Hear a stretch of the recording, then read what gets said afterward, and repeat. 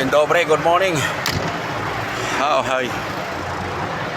Ito sa mga shoutout lang sa aking family. Merry Christmas to all. Sabado night, Sabado morning, December 20. Ito ang nangyayari kapag late ka na pumarada along A2, Germany. Aba, na malapit ako sa Magdeburg. Lalagpas ko lang ng Hanover. So, kahit bakante na dito, hindi pwedeng galawin. Mga hindi lang nakakalam sa ng rules ng truck dito sa truck driver dito sa Euro.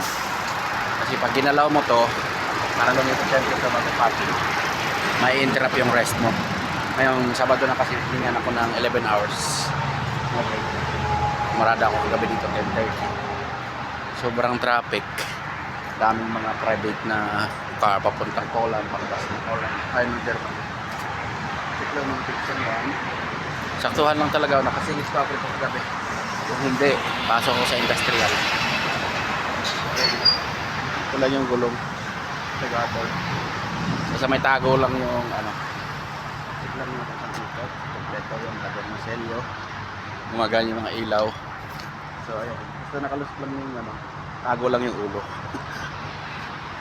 Kalasot yung mga truck na iba. Ayan yung buhay truckers dito sa Europa. Yung mga locks. At yung side mirror natin.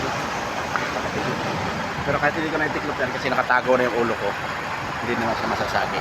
Pero for safety lang. So yun aking lang ma-flex dito.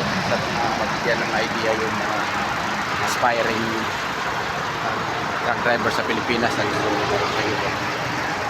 Talagang yan, kung pwedeng lipat dito, may interrupt yung rest mo, pero merong illegal na gawain dyan na hindi siya mag-interrupt ang rest, pwede mo siyang ilipat talaga. Kaya lang pag tinanggal yung tako mo, yung card mo, kasi saksak doon sa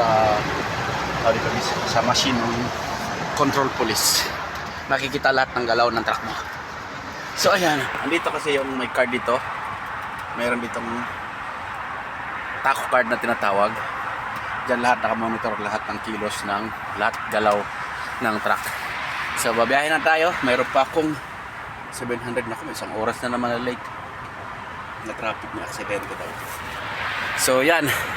Yan lang yung aking na-ipiplex ma-share sa mga gustong mag-apply na truck driver o bus driver ko papunta dito sa Europa. So yan, shout out, Merry Christmas to all, God bless, bye bye.